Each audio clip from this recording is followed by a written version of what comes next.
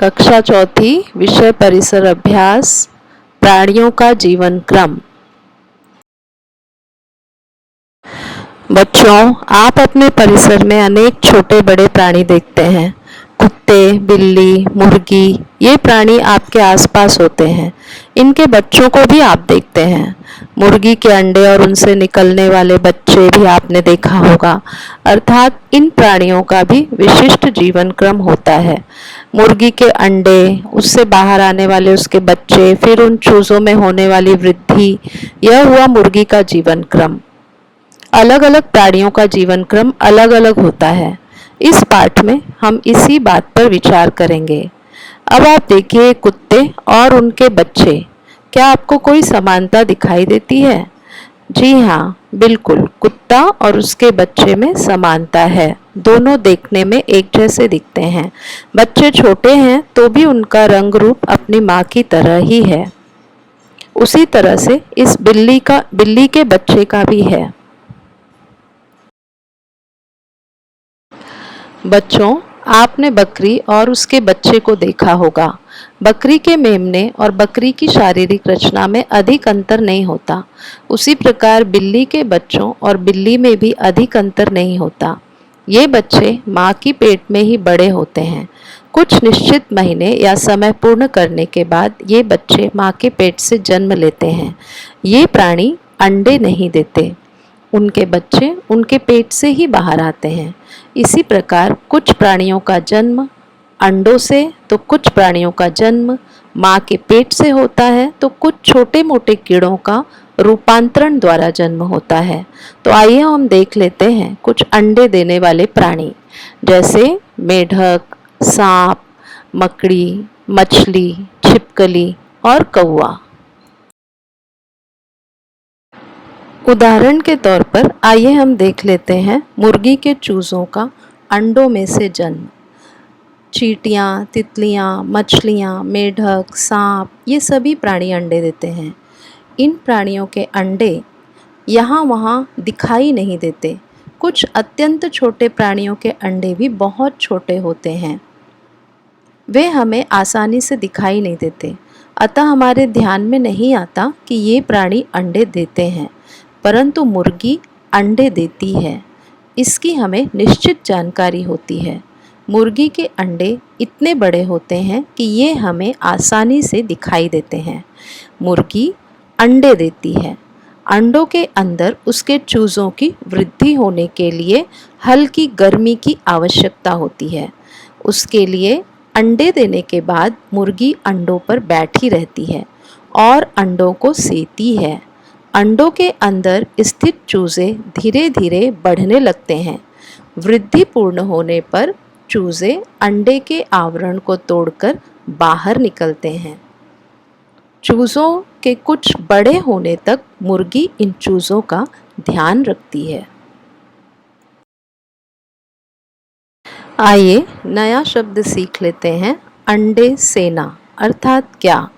अंडे सेना अर्थात अंडों को हल्की गर्मी देने के लिए मुर्गी के अंडों पर बैठने की क्रिया को ही अंडे सेना कहते हैं। जिस समय मुर्गी अंडों को सेती है, उस समय वह अंडों की सुरक्षा हेतु आक्रामक बन जाती है। यदि कोई अंडों के पास जाए तो वह दौड़कर उस पर झपट पड़ती है। मुर्गी के बच्चों को चील, कुत्ते, बिल्ली, इनसे खतरा होता है। अतः बच्चे थोड़े बड़े होने तक मुर्गी उनकी रक्षा करती है, उनका ध्यान रखती है। बच्चे भी अपनी माँ को छोड़कर दूर नहीं जाते। आइए देख लेते हैं सजीव जगत में दूसरे प्रकार के प्राणी हैं माँ के पेट से जन्म लेने वाले प्राणी, जैसे कुत्ता, बिल्ली, गाय, बकरी, भैंस, इंसान और हाथी। इन प्राणियों के बच्चों में विशेष अंतर नहीं होता। ये प्राणी अंडे नहीं देते। इनके शिशुओं की वृद्धि उदर में ही होती है, अर्थात माँ के उदर से ही इनका जन्म होता है। आइए देख लेते हैं कि रूपांतरण क्या है। बकरी का मेमना और बकरी इन दोनों में समानता होती है। मुर्गी के चूज़ों और मुर्गी में समानता होती है, परंतु तितली की इल्ली और तितली में बहुत अंतर होता है। किसी प्राणी के शिशु और पूर्ण अवस्था प्राप्त प्राणी के रूपों में इतना बड़ा अंतर होता है कि वह आसानी से हमारे ध्यान में आता है। इसी को हम रूपांतरण कहते हैं। जैसे कि यहाँ पर आप तितली और तितली के इल्ली को देख रहे हैं। तितली को पंख है, इल्ली को पंख नहीं है। तितली के पैर लंबे हैं, इल्ली के पैर एकदम छोटे हैं। तितलियाँ उड़ सकती हैं, इल्ली धीरे धीरे रेंगती है। ये दोनों अलग अलग प्रकार के जीव लगते हैं, लेकिन इसी इल्ली के जीवन क्रम में कुछ परिवर्तन होने पर यह प्रौढ़ तितली बन जाती है। आइए देख लेते हैं तितलियों में होने वाला रूपांतरण। सुंदर आकार वाली और विभिन्न रंगों वाली तितलियां हमारे परिसर का एक भाग हैं। तितलियों का जीवन वनस्पतियों के आसपास ही बीतता है। तितलियों की वृद्धि होते समय उनमें 4 अवस्थाएं होती हैं। पहला अंडा, दूसरा इल्ली, तीसरा कोशित और चौथा प्रौढ़। प्रौढ़ अवस्था को ही हम तितली कहते हैं। व्याघ्र शलभ नामक तितली हमारे आसपास बड़ी संख्या में दिखाई देती है। उसके उदाहरण द्वारा ही हम देखेंगे कि तितलियों की वृद्धि कैसे होती है। तो तितलियों की वृद्धि की जो सबसे पहली अवस्था है अंडा। व्याघ्र शलभ तितली की मादा मदार की पत्तियों पर ही अंडे देती है। लगभग 6 से 8 दिनों में इन अंडों में से डिंभक बाहर आता है और तितली के डिंभक को ही इल्ली कहते हैं, अर्थात उसके विकास की दूसरी अवस्था, जैसा कि आप चित्र में देख रहे हैं। जब तितली की इल्ली अंडे में से बाहर निकलती है तब वह भूख से बेचैन रहती है। जिस पत्ती पर वह अंडे में से बाहर निकलती है वह उसी पत्ती को कुतर कर खाना प्रारंभ करती है। उसके खाने का वेग बहुत अधिक होता है, इसीलिए उसकी वृद्धि बहुत तेजी से होती है। और जिस तरह जब हम बड़े होते हैं तो हमारे कपड़े छोटे हो जाते हैं और हमें नया कपड़ा पहनना पड़ता है, उसी तरह 2 से ढाई दिनों में यह लगातार खाती रहती है और इसकी वृद्धि इतनी हो जाती है कि इसके ऊपर की चमड़ी, जिसे हम केचुल कहते हैं, उसके लिए कम पड़ जाती है। लेकिन इस पुरानी केचुल के अंदर नई चमड़ी अर्थात नया केचुल चढ़ जाता है। यह केचुल ढीली होती है। अब इल्ली अपनी पुरानी केचुल में से बाहर आ जाती है। इसी क्रिया को इल्ली का केचुल छोड़ना कहते हैं। और इसके बाद वह फिर से पत्तियों को कुतर कर खाना शुरू करती है। उसकी पुनः तेजी से वृद्धि होती है और 2 से ढाई दिनों में फिर उसके ऊपर की चमड़ी अर्थात केचुल छोटी पड़ जाती है और वह फिर से केचुल छोड़ती है। इस तरह वह 4 बार केचुल छोड़ती है।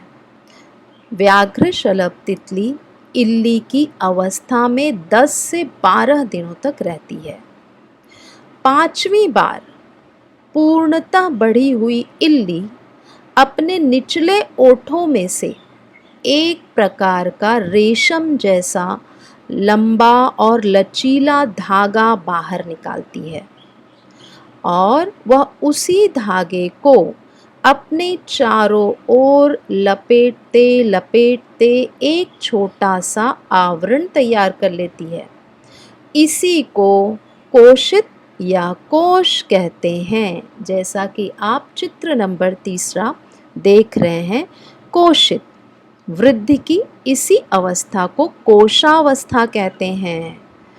इस कोश के अंदर व्याघ्र शलभ तितली 11 अथवा 12 दिन तक रहती है और इस अवस्था में वह कुछ भी नहीं खाती, परंतु उसके द्वारा अपने चारों ओर बनाए गए इस आवरण के अंदर उसके शरीर में बहुत ही महत्वपूर्ण परिवर्तन अर्थात बदलाव होते रहते हैं। पैरों की लंबाई बढ़ती है, आकर्षक पंख निकलते हैं। ये उनमें से कुछ परिवर्तन हैं। इसी आवरण के अंदर ही व्याघ्र शलभ तितली की वृद्धि पूर्ण हो जाती है। बाद में प्रौढ़ तितली इसी आवरण में छेद करके धीरे धीरे बाहर आती है और सभी तितलियों की वृद्धि इसी प्रकार होती है। आइए नए शब्द का अर्थ समझ लेते हैं। केचुल। केचुल अर्थात शरीर की वृद्धि होते समय कम चुस्त पड़ने वाला शरीर का आवरण। यहाँ पे आप देख रहे हैं कि एक सांप भी कैसे अपना केचुल छोड़ा है, अर्थात खाते खाते इनके शरीर की जो वृद्धि होती है उसके लिए इनके चमड़े कम पड़ने लगते हैं, छोटे होने लगते हैं। तो निसर्ग ने उन्हें उपचार उसका दिया है कि उसके अंदर ही नया चमड़ा इनके शरीर पे चढ़ जाता है। इसी तरह से हम इल्ली की इस 4 अवस्था को भी देख रहे हैं, जिसमें वो ढाई दिनों में अपना केचुल छोड़ती रहती है और अंत में 5वीं बार वो अपनी चारों तरफ अपने ही द्वारा निर्मित किए गए उस रेशम के धागे से एक कोश बना लेती है, जिसमें वह 12 दिनों तक रहती है बिना कुछ खाए पिए। बच्चों, तितलियों के जीवन क्रम में अंडे से लेकर प्रौढ़ तितली में होने वाले इसी परिवर्तन को हम रूपांतरण कहते हैं। इसी प्रकार हर छोटे मोटे कीड़े मकोड़े भी अंडे देते हैं।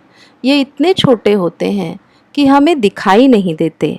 अनाज के गोदाम, बनिए की दुकान, हमारे घर पर ऐसे किसी भी स्थान पर कीड़े हो सकते हैं।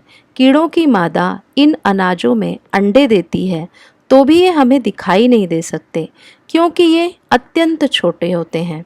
अनाज रखे गए डिब्बे के अंदर की हवा और वहाँ की गर्मी इन अंडों की वृद्धि के लिए पर्याप्त होती है। यही कारण है कि डिब्बे में उनकी वृद्धि होती रहती है। इन कीटकों की भी अंडा, इल्ली, कोशित और प्रौढ़ ऐसी 4 अवस्थाएं होती हैं। जब हम डिब्बा खोलते हैं तब अनाज में ये कीटक जिस अवस्था में होते हैं उसी अवस्था में हमें दिखाई देते हैं।